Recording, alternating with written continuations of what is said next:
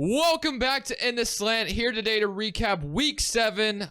We had a very interesting week. A lot of things went down, and of course tomorrow, like usual, we'll do our Week 8 predictions. The NFL season, we're almost halfway there, so it's going by, flying by. Make sure you guys drop a like in this video. Of course, subscribe if you're new around here. Always greatly appreciated. Last week, I went 11-3 in my predictions. This was a really good week picking for all of us. Dustin went 10-4, and Jared went 9-5, picking the Falcons and... I forget what other, and the Packers kind of hurt Jared there. And then we were all kind of almost on the same page. Although I got the Colts game on you guys because I picked the Titans. You guys both chose the Colts, I believe. I don't know why I'm believing in them. But I want to start, instead of starting out with the games, we had a few trades go down. So let's start there for a second. Let's recap every single trade we had go down. We had one go down today, actually, before we started recording. Jonathan Hankins is being sent to the Dallas Cowboys from the Las Vegas Raiders. I think we're getting a sixth round pick from it, and we're giving them a 7th in 2024. So yeah, so the 6th round pick is 2023. Just a good depth D tackle for the Cowboys. Nothing crazy. But then, okay, let's talk about the one that's the craziest. CMC got traded, which obviously happened later in the week, and he barely was able to play because obviously he didn't know the full playbook for the 49ers. But he gets sent to San Francisco from Carolina for a 2nd, 3rd, and 4th in the 2023 draft. And another mid-round pick in 2024. This was literally kind of surprising. I don't know how much this makes the 49ers better. I do love the weapons they have now and how versatile their offense is going to be. But at the end of the day, you still have Jimmy G, and you still don't really know what you have in Trey Lance, in my opinion. So who knows? We'll see what the future looks like for that. But I do like this trade, and I love that the Panthers got as much as they did for CMC, to be honest with you, because I think it was time to start to rebuild a little bit. I was kind of surprised because, I get that this overall haul was kind of like a first round pick if you really think about it, but I thought it would at least be a first rounder no matter what. Just at least that. But the fact that they got CMC for not even a first, yeah, they gave up enough capital to equal a first, but huge addition. He is the best running back in that backfield now. I don't think that solves all the issues that the 49ers have been having this season, but it does give them a little bit of boost on the running back side of it. I think it's kind of crazy they got him. Like Brady was saying, I don't think it's much of an improvement. It's an improvement in their backfield, but as them with their quarterback situation, I still think it's tough for the 49ers. It's still a question mark. Yeah, for sure. And they still have Eli Mitchell coming back, and they have Jeff Wilson, which I don't mind Eli Mitchell, but now as a fantasy owner, I'm in fucking shambles. Yeah, so Elijah Mitchell, people were waiting on him to come back from IR, obviously, but this kind of just diminishes whatever he would have been. I don't know what he'll be when he returns. I guess you can't really even trade him right now because of his injury too, so that kind of sucks for them too. Because CMC is a full workload back, you would like to think. So you don't know what kind of role Elijah Mitchell will have, but who knows? Very interesting trade. Then Carolina came out and win, but we'll talk about that after they traded their best weapon. They actually beat the Bucks, which was surprising. But then Breece Hall went down. Really unfortunate injury for the Jets. Honestly, he was balling out. Was definitely going to win Offensive Rookie of the Year. James Robinson doesn't take a single, or barely took a snap. Did he play a single snap for the Jaguars? Yeah, he did. He had one target. Yeah, one target. So it's not like this was going to happen predetermined, but it just kind of worked out where James Robinson's being sent to the New York Jets now. So it is officially Travis Etienne's backfield in Jacksonville, and the Jets get their replacement for Breece Hall. So I'd imagine the Jets aren't full in on believing in Michael Carter. So Robinson's headed to the Jets, while the Jacksonville Jaguars give the backfield to Travis Etienne, which is pretty interesting. I did not see this coming. I'm about to say, I don't think anybody's heard any rumors about Robinson being traded. I guess we can slowly see his stocks go down as each game went by, as he didn't get much attention as Travis did. So. Yeah, Travis Etienne, the college guy they drafted, or obviously they all come from college, but the guy they drafted in the 2nd round or first. I think it was early 2nd. Yeah, they drafted him pretty high, and obviously they're still going to start using him, and he went to college with Trevor Lawrence, so looks like they're going to roll with Travis Etienne. So and that is your trades. And to talk about the Robinson trade a little bit more, it just kind of shows, obviously I don't think they're making the trade if Breece Hall is healthy, because then you still have Michael Carter and Breece Hall. Exactly. But the fact that they picked up James Robinson, I'm not saying they don't have any faith in Michael Carter, but it just shows you that they ain't that confident in him, because they immediately went and picked up a guy that was super consistent at the beginning of this year. So, but it also goes to show how the Jets are quick to replace somebody as big as Breece Hall when he went down to go get James Robinson. That's huge for them because they're 5-2 right now. And they lost their right tackle guard. Yeah, Elijah Vera Tucker is also out. All right, but that is your trades that we wanted to talk about. It is time to get into the games. Saints versus Cardinals was to start off our week on Thursday Night Football. This game was much better than the 2 Thursday nights we've gotten previously. Andy Dalton, I will say, looked awful, though. He threw a couple of 3 interceptions, 2 pick sixes. DeAndre Hopkins is back, though. Immediately made an impact. The Cardinals offense looked a lot better with him out there, obviously. Yeah, it's crazy how big Kyler Murray's grade percentage, like PFF-wise, goes up from when Hopkins is out there or when he's not. That's so. definitely his trusted guy, as we see. Mm-hmm. Exactly. So, I mean, I don't really have much to say. The Saints desperately need Michael Thomas. They need the cavalry back. I think they need Jameis Winston back after what I just saw from Andy Dalton. Yeah, Andy Dalton was playing well, and then he goes out there and just plays absolutely atrocious. So. I mean, for all the fantasy owners, shout out to everyone who held Hopkins for these weeks. Yeah, I had him and I traded him, but I got Gabe Davis, so I mean that's still a decent. Yeah, trade, I had him in the free league that we're in, and I started him. He dropped 20, so I mean, that's a good good start for D Hop. But there's not much to say. Cardinals blew them out. Cardinals blew them out. It was a fun game though to watch. It was close for a while because Yeah. the Saints were up for a little bit, and then the Cardinals just stuck it away. And Andy Dalton threw 2 pick sixes. I mean, after that, it was basically like back-to-back plays too. Like he threw the pick six, got the ball back, threw like a couple passes, threw another pick six. They got 2 touchdowns like back-to-back. I know we're all glad though to see more touchdowns being scored. Definitely. Oh, for sure, especially on Thursday. It's been terrible, but we Yeah. get another good Thursday night game, I would imagine. But we'll see. But Browns versus Ravens. Ravens get a huge win over a division rival. One thing I had to say, I didn't get to watch this game, so Jared will be able to recap it for us for the most part. But Andrews didn't get a single reception. That's the only thing I can take away from this. But shout out to the Ravens for getting a victory against their division rival. One thing I will say about that is that he was like limited that whole week going into it. So I mean, you can't really judge him not. And he hasn't practiced. I Yeah. heard back to backs for Thursday Night Football. So who knows if he'll be out there? But I don't know, Jared. What was your thoughts on this game? Was it too exciting? It didn't. It just looked like a classic division rivalry. Yeah, game. honestly, I really don't have much to say. I'm glad we did come out with the W. It wasn't pretty, but you know, a W's a W. Like I said, I mean, Lamar, I don't think he played his greatest. I mean, I won't even put this on Lamar. I think it's more like I say, in our offensive coordinators, some of the plays he calls up is just terrible. You got to be a Ravens fan and really watch the games to see the shit he calls. But other than that, I mean, I'm just happy we came up with this win. Gus Edwards looked good, though, in his return. So I'm that's very exciting for the Ravens after losing J.K. Dobbins. But the next game, Bucks versus Panthers. Jared, I was watching our recap or our predictions, and you said, this is what you said. You said, we always look at this game when we're making our predictions. We're always like, oh, let's just write it off. Bucks are winning this, and you're like, this always happens, and it happened again. Oh, wow. None of us watched this game, but yeah, you were saying, I was watching it, and you were saying, I feel like every time we just write off a team and we're like, oh, that's gonna, they're gonna win no matter what. It doesn't matter. And it happened again. The Panthers beat the Buccaneers. I didn't watch this game because I don't think anybody, I mean, unless if you're a fan of one of these teams, I didn't watch it. I saw that Mike Evans dropped a wide open touchdown, but I don't know what's going on with the Buccaneers. We get to watch them Thursday, so we'll see how it goes. DJ Moore finally got involved. What's wrong with the Bucks? I mean, listen, this is all I gotta say is fantasy owners rejoice because I mean, with how bad the Bucks have been getting beating, if you have Chris Godwin or Mike Evans, I feel like they're gonna be throwing the ball a lot soon because I mean, obviously, if they're struggling against the Panthers, I don't know how they even compete against the Ravens this Thursday. I mean, like I don't even know what to say about this team. I guess Rachaad White, he did get majority of the snaps over Leonard Fournette this week. He didn't really do much with it, but he did get more snaps than Leonard Fournette this week. And as you guys can see, I don't know if you guys seen the stats, but I think the Tampa Bay offense is ranked 31st and the defense is like 32nd or something. This is just a recent stat I've seen, something like that. But both sides of the ball are looking terrible for Tampa. Or it's not awesome to hear, but it's interesting to hear. Definitely. And I forgot to mention one thing too. Obviously, DJ Moore finally got his thing, so rejoice everybody. You know, hopefully PJ Walker actually threw to him. Also, another thing about Panthers, I guess talking about the Panthers side now, both the running backs, both Foreman and Chuba Hubbard, both looked super good.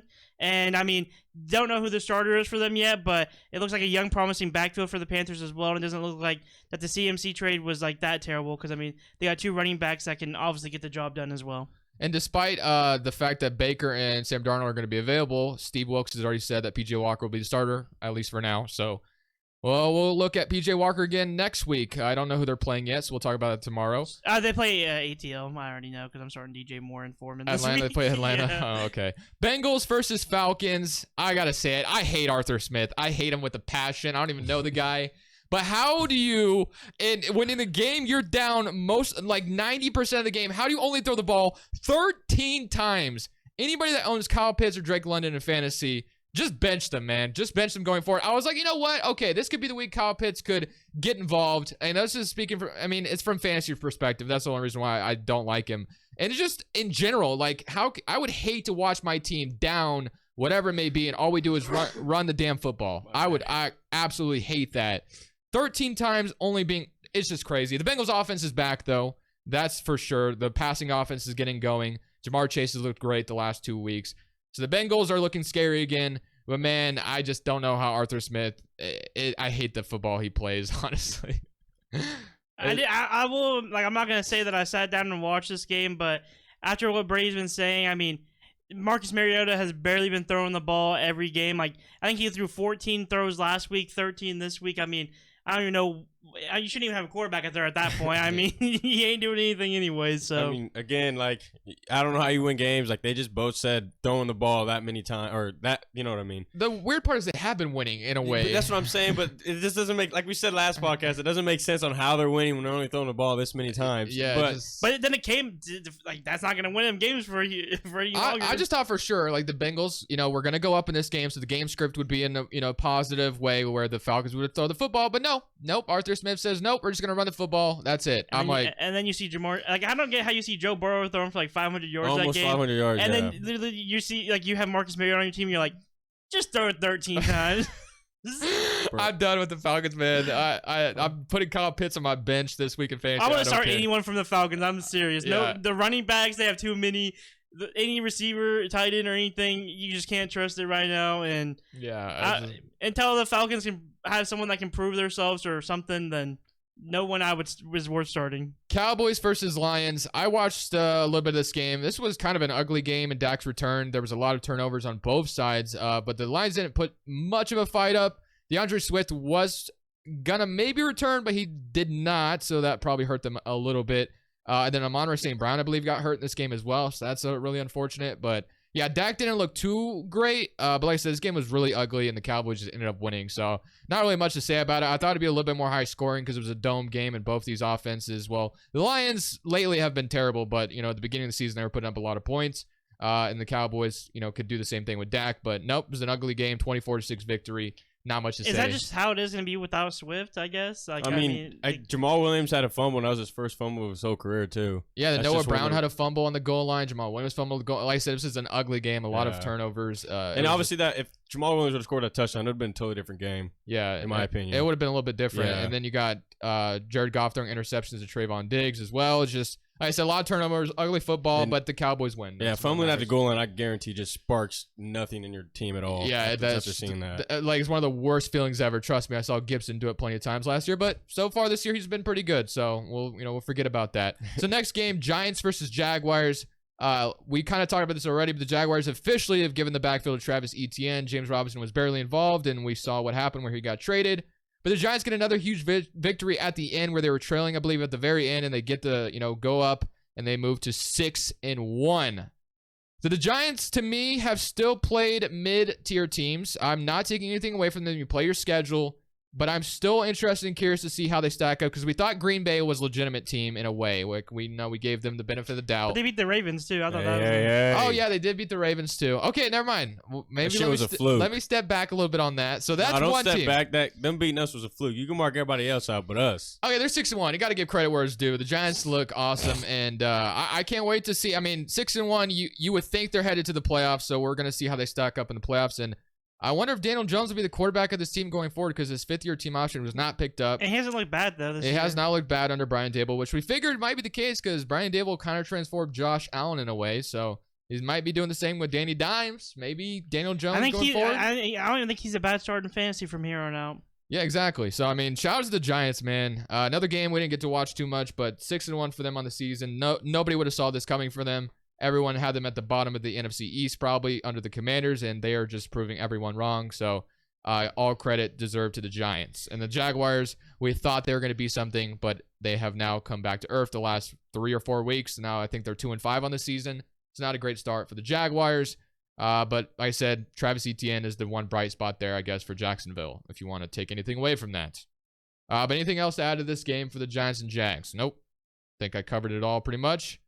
Colts versus Titans. Man, the Colts and quarterback purgatory, man. I don't know what to say about the Colts anymore. Titans are still getting it done. I honestly doubted the Titans. I came on here and said, hey, you trade A.J. Brown, your team's going to suck, and that has not been the case. Mike Vrabel has the Titans playing great football. But on the other side of things, Matt Ryan, well, at first it was reported that he was benched because of a shoulder injury, but then it was said that no, it is not a shoulder injury. They're benching Matt Ryan for the rest of the season for Sam Ehlinger Ehlinger, however you say his name. What a disaster. The Colts have just cycled through quarterbacks since Andrew Luck's retirement. They traded a third-round pick to get Matt Ryan. His contract is guaranteed for like the next 2 seasons. And now they are putting him on the bench. That is just a disaster situation to be in. That is such an L. I would have never, ever traded for Matt Ryan. Who the hell do you guys think you are? Bringing him and think he's going to take you guys anywhere. I know you guys were hyped on the Colts at the beginning of the season. I'll admit, I thought Matt Ryan would do something. I didn't think Matt Ryan was like a complete stud, but I did think he was an upgrade over Carson Wentz. But it just seems like they're at the point where they're just going to keep on getting vets. They're just going to keep on being meh, and the whole team is just going to be meh. And when they have so many solid pieces on offense and defense, and they got to stop recycling these old guys and just go draft one, or you know. Yeah, I can kind of understand why they've been going after the for sure vet quarterback because the roster is built to win now, but it just hasn't worked out. Matt Ryan, Carson Wentz. I would say Carson Wentz, although he was a little bit of a disaster in a way, he definitely played better than Matt Ryan. Yeah, I mean, they had a chance at playoffs. Well, I'm choosing Wentz over Matt Ryan. Yeah, I would too at this point. But, I mean, Wentz is out for a while now with Washington. So, yeah, it's just been a disaster. I don't know much about Sam Ehlinger. They do play the Commanders this Sunday, so that'll be an interesting game. I mean, I feel pretty optimistic, but like I said, I don't know about Sam Ehlinger. So, apparently he's got some hype on him, though, so we'll see. I don't even know if he's a rookie or what he is, but I feel like I've seen that name before. So we'll see. I don't know much about him. Can I bring up one thing about the Giants game that we didn't mention? Yeah, go ahead. About how did you guys see what happened to their tight end? No, Daniel, I don't know, Bellinger, I think. Yeah, I was like Ehlinger and then Bellinger. I was like, am I saying the same name? But no, Daniel Bellinger, yeah. Yeah, he got hit in his eye socket, and I think he might be out for the season. Yeah, and that advised why a lot of players, I guess, wear visors, which obviously I didn't never put that to my eye. I never played football, but yeah, he got hit in his eye. That's unfortunate. Yeah. I just thought we had to mention that. Oh, but I will also say like one thing before moving on from the Titans thing.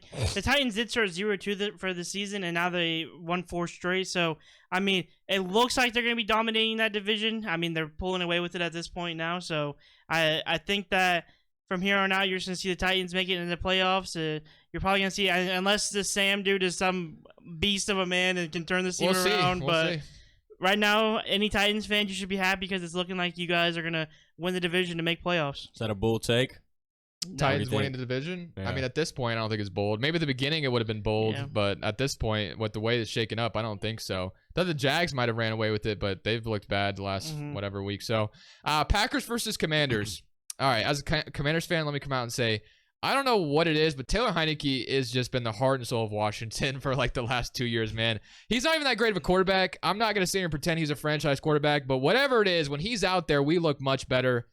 Sometimes we do look rough as well with him out there. So you take what you can get with him. He's by far been the best starting quarterback we've had in a while, at least who wins games for us. And he came out here and played much better than Wentz. He definitely had some ugly throws, turnover capable throws. He threw a pick six to Devondre Campbell. But he fought, and the first half was a disaster, but the second half was great. And I got to say, Terry McLaurin owns Jair Alexander. What a bomb Taylor Heineke delivered. That was the best throw I've ever seen Taylor Heineke throw from when he's been starting in Washington. I've seen a couple good throws, but man, Heineke, one thing he gets knocked on is not having a good arm, and he was able to deliver that over Jair right to Terry McLaurin, and Terry McLaurin was pumped. Rodgers and the Packers continue to struggle. Draws for the wide receivers continue for the Packers. Man, this is rough for the Green Bay Packers. I mean, you've lost 3 straight now, if I'm not mistaken?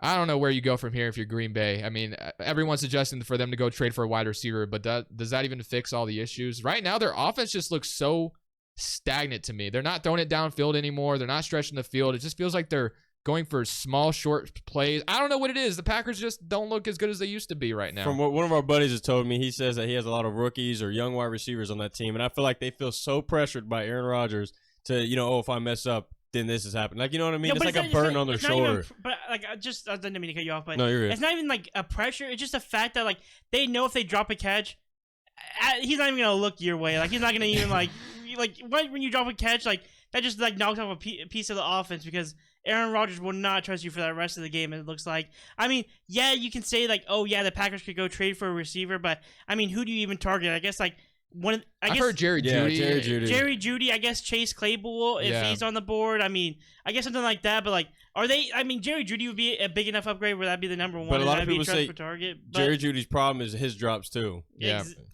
So, I mean, I don't know what you do. And the funny part about this whole dilemma is, like, as you guys say, Aaron Rodgers, only won't look your way if you keep messing up. But the two guys he relied on the most, Randall Cobb and now Allen Lazard got hurt in this game as well, I believe. So, I mean, if they're both out, he's going to have to trust Romeo Doubs. And maybe Sammy Watkins, too. Sammy Watkins played a little bit as well.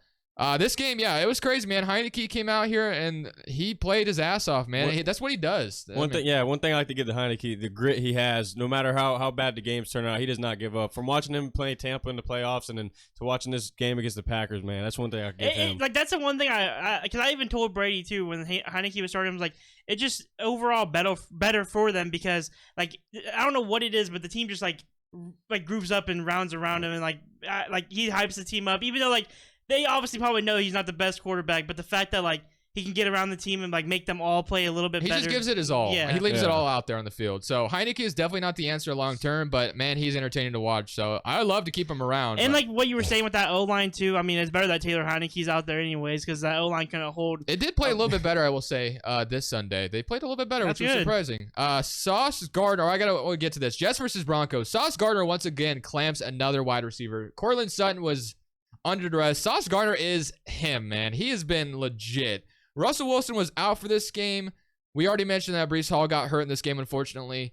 So it was Brett Rypien starting for the Broncos. They had a chance to come out and win it at the end. It was just a low-scoring defensive battle. But the Jets, hang on. Despite losing Breece Hall, they get James Robinson, as we said earlier. But, man, this is another huge victory for the Jets. And now they get to go play the Patriots on Sunday, which is another huge game for them to go maybe take down the team that's been dominating their division for years in the Patriots. So shout out to the Jets, man. And then the Broncos. I mean, I would say you need Russell Wilson back, but do you? I don't know what Denver does. I'm not trying to disrespect Broncos, but if Russell's out there, it'd still been the same score. I'm sorry. Any waiting quarterback you guys have, any starting quarterback you guys are going to put out there, you guys ain't going to do anything with. I'm sorry, Russell Wilson ain't him anymore. He's old. You guys gave him a huge extension. So shout out to the Broncos. I mean, thank you guys so much for paying that man so much money. I'm not even like a football analyst or anything, but like I could see Russell Wilson's career starting to spiral down. I don't get how like no one else saw it, and they were just like, oh, it's Russell Wilson, it's Russell Wilson. This is Russell Wilson. You gave him a big contract. Shout out. I mean, Brady always says Russell starts midseason. No, I kept saying that, but I'm done. I'm over saying that. I'm not saying it anymore. Well, now we're getting closer to midseason, so what if we just sparks right back up? That's literally the only hope for Broncos fans. It's not even just that, too. The Broncos had this easier schedule at the beginning of the year. This is when they're about to start facing a bunch of tough teams. Like Chiefs twice. Yeah. Like, you think the Broncos can't beat the Jets? They can't beat most of these teams. They're not going to beat any of these teams coming up anytime soon. I'm sorry, but Broncos, you're not making playoffs. Russell Wilson's ass, and you guys are going to be ass for more years to come because you guys gave up so much for him, too. Like, you guys gave up so much. Like, congratulations to y'all. Dude, I mean, the only hope you can have as a Broncos fan is literally just pray Russell Wilson starts to play better. And who knows if that actually happens because there's really no other answer. But I just don't get why there's Jerry Jeudy trade rumors are coming around. Like, I don't get that either. I don't get how you could trade a young piece like him. Like, I feel like I know Cortland Sutton's a better receiver right now, but I feel like you'd rather trade him since he's a little bit older. Like, at this point, you don't know what you're like. You don't know if I don't think you're going to be a playoff team. And if you guys trade there's rumors about them trading Bradley Chubb and them. If you're trading Bradley Chubb and stuff, you guys are definitely not a playoff team. As a Denver, the Broncos came in wanting to win this year, but now it sounds like they're a team that might be selling, which doesn't make any sense. I guess they're just trying to get draft capital back so maybe they can draft a quarterback. I don't know. That'd be stupid. Pay Wilson all this money and then draft him next year. They're going to have to if he keeps on playing unless they just want to trade him, I guess, but... I don't know who's going to take him. I don't know. Commanders. Big contract. Texans versus Raiders. Josh Jacobs is him, man. He has been delightful. I got to say, this Raiders 6-game win streak has started now. They beat the Texans. Oh, I didn't mean to I don't want to say that because next week's probably the hardest game of our 6-game stretch. Yeah. So, but they look bad, so hopefully it's Andy Dalton still. But all I got to say, Shout out to my dude, Josh Jacobs. This man has dropped 30 fantasy points, over 140 yards the last 3 games. This man didn't get his 5th-year option, and he's just been balling out. And he's proven why Josh McDaniels, if you don't give him an extension, you gave Hunter Renfrow an extension, you gave Darren Waller an extension, and they have both looked terrible. If you don't give Josh Jacobs, the guy that's like the absolute best player on offense on this field, an extension, I don't know what you're doing. And Zamir White, our guy that we drafted last year, he ain't no Josh Jacobs. Like, we ain't got no Josh Jacobs if we get rid of him. How you feel about Jacobs is how I feel about Gibson. Like, they make plays. They're the best running backs on the roster. I'm glad Josh Jacobs is getting his opportunity, but Ron Rivera has been spewing around with having Brian Robinson play over Gibson, which Brian Robinson's story is incredible. But still, back to the Raiders. Do you have anything to add to the Raiders winning this? A good win for them. Like Dustin was saying, Josh they needed this. I'm going to be honest. I had to stop watching this game at one point because, like, I think I left for a little bit when we were down 17-20 because I was just furious. And I was like, watching this game, I was like, I'm just bad luck. I leave. We ended up being gone like an hour. Didn't mean to be gone that long, but me and Jared and then were gone for a minute. And by the time we came back, we were up a lot. I kept on seeing Josh Jacobs got 3 touchdowns. I was like, dude, holy crap, this is crazy. And I just traded for him this week. So in fantasy, yep. I mean, DK got injured, so that kind of sucks for me since he was part of the trade. But Josh Jacobs is definitely better than Joe Mixon, and he's definitely proven it. Seahawks versus the Chargers. Seahawks are on top of the NFC West like we all predicted. I'm pretty sure I had that as my number 1 prediction. No one saw this coming. No one saw this coming. I thought you were talking to the Chargers or something. I don't know what was happening. I thought you were actually believing what I was selling. Thinking I thought you were talking about the Chargers too for a second. I was like, what? The Chargers are not making the leap we expected them to. They're going back down to how the Chargers do. They're still 4-3, but yeah, it's I thought they'd take the gigantic leap, but it's not been there for them yet. We catching up, boy. And this is why I had the Chiefs at 1. You're right. Yeah, this is why I had them there too. Dude, it's not even like I blame Justin Herbert or anything. Brandon Staley, is that his last name, right? Head coach of the Chargers. He's terrible. I mean, I'm sorry Chargers fan that you got to deal with that. I mean, I thought Josh McDaniels was bad, but watching this offensive line or this offensive play and like how he calls the plays, I'm sorry for you guys. And like, even though I'm kind of happy because obviously I'm in the same division and I want to see you guys do terrible, but that's why I was happy about the Russell Wilson getting overpaid. But that is terrible, and I thought you guys were going to be the best team in this division, and so far, you guys looked like you guys were them, and then ever since Justin Herbert's got that rib injury, you guys have just looked absolutely terrible. That's the one thing I will give a little bit of an excuse for the Chargers. The injuries have not helped. They've been piling up for them. Joey Bosa, J.C. Jackson got hurt he's now. Out for the year now. And J.C. Jackson's out for the season, which is one of their massive pickups. So, yeah, on paper, this team looked good, but they are not performing up to expectations, and the injuries have not helped whatsoever. But shout out to the Seahawks, man. Hopefully DK isn't out for too long. But, man, no one expected them to be on top of the NFC West. Does it stay that way? We'll see. I mean, Geno Smith's playing good football, and I don't know what his future looks like, but shout out to the Seahawks, man. For now, Seahawks fans are definitely happy.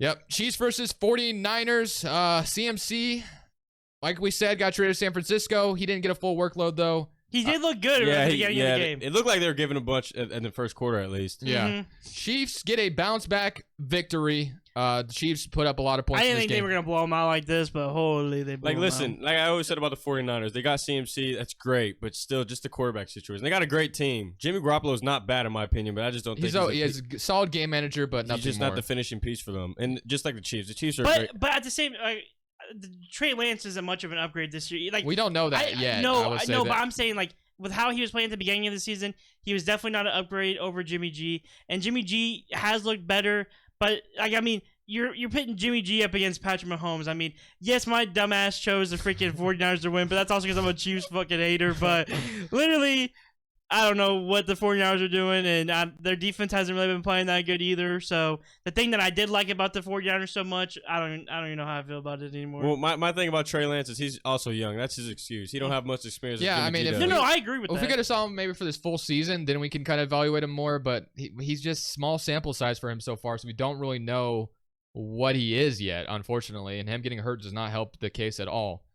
Steelers versus Dolphins. Dolphins, I will say, missed Tua desperately, man. They missed him desperately. The offense looked so much better with Tua out there. The first drive was absolutely amazing. It was magical. Jalen Waddle, Tyreek Hill got involved. Raheem Mostert has been amazing for the Dolphins. Just absolute clinic for the Dolphins. Although, I will say they slowed down a little bit. I thought for sure they were going to blow the Steelers out after that first drive. They looked amazing. The Steelers actually hung around for the most part. There was a lot of interceptions that should have been there for the Steelers, but they dropped a ton of interceptions. Oh, yeah. I seen the clips. Yeah, Minka dropped some. It was just Tua definitely. It was over 3 interceptions they dropped. Yeah, it was crazy how many interceptions they dropped. But despite, if you take away those interceptions, Tua looked good.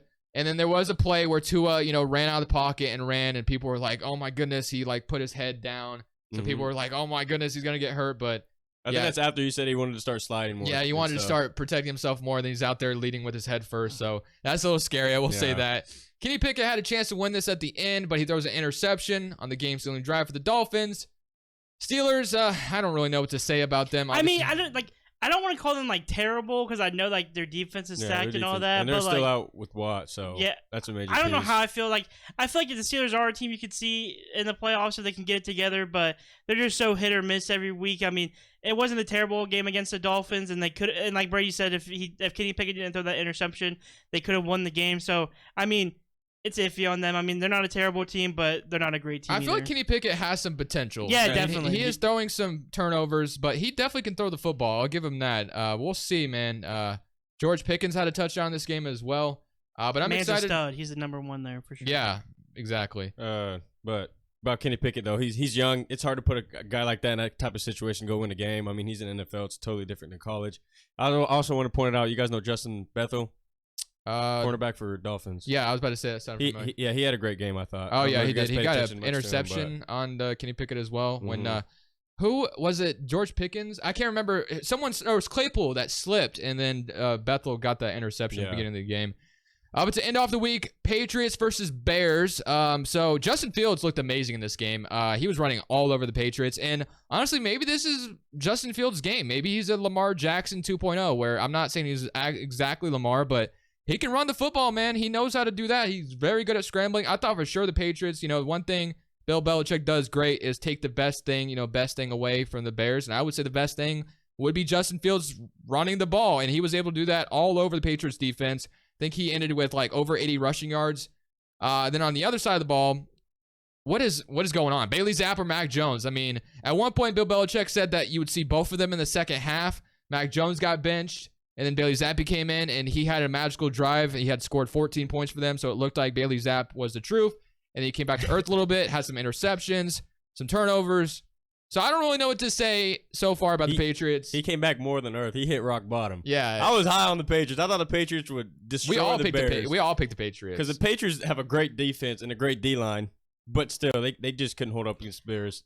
And I also did, I don't know how true this is, but I seen that the Bears were supposedly taking some plays from the Ravens with Justin Fields, like the whole, quarterback option, read option, whatever. Why not, man? Justin Fields can run, do it. But. I mean, you might as well, if your quarterback can run, not maybe as much as, the same as Lamar, but, almost the same as Lamar, why not give him the same playbook? Look at the last 2 weeks. He ran over Washington. I mean, he had that big scramble play. And then if you watched him yesterday, he was running all over the Patriots. So if you got arms and legs, use both, man. Yeah, if this is his strong suit, I say use it. I mean, maybe this is Justin Fields' game. Let him run the damn football. And Bears, can you just do one thing for me? I mean, I don't know what's going on with the Patriots. I thought Zappy was the truth, especially because I was at the gym, started watching the game late. Right when I came in the game, Mac Jones had a 3-and-out, and then literally they put Zappy in. Man makes 2 insane throws and gets 14 points on the board fast.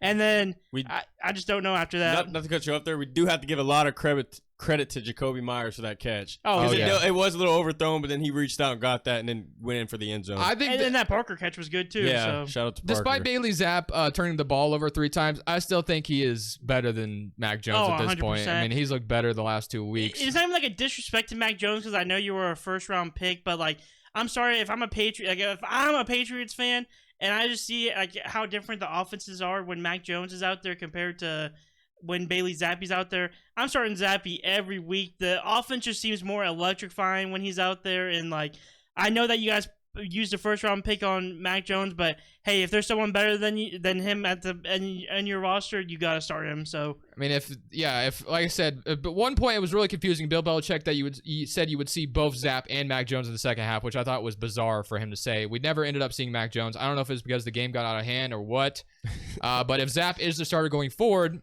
and it stays that way, you would imagine some team is going to try to trade for Mac Jones because he's still some guy that maybe has some unlocked potential there. So yeah, he's definitely still young. He's definitely not going to be out of the league if Zappy takes his spot. Especially like say the Sam dude's not like really a good option. That's like a perfect trade target for the Colts. The Colts go out there and get another quarterback. I mean, Mac Jones. At that point, if they get him and it doesn't work out, just stop. Just retire the team. But I'm kidding. The last thing I gotta say though, I mean, maybe this is just me as a fantasy owner, but me just also watching the game. Please, Bears, stop making shit as David Montgomery the starter. He ain't shit. Khalil Herbert is miles better. It's not even close. Like, Khalil Herbert is just way more explosive. And that's not even, like, even if I wasn't a fantasy owner and I just watched that game last night, you can just see Khalil Herbert has potential. He should have got a touchdown last week. He did get a touchdown yesterday. He got one off that nice screenplay. Yeah, that screenplay was nice. Great blocking, and he took it in for the end zone. But I still think I like David Montgomery still. Just a little bit over the edge. We'll see, man. But we are going to do our Week 8 predictions tomorrow, so we'll see you there. But that is our Week 7 overview and reaction. Thank you guys for watching this in the Slant. We're saying peace.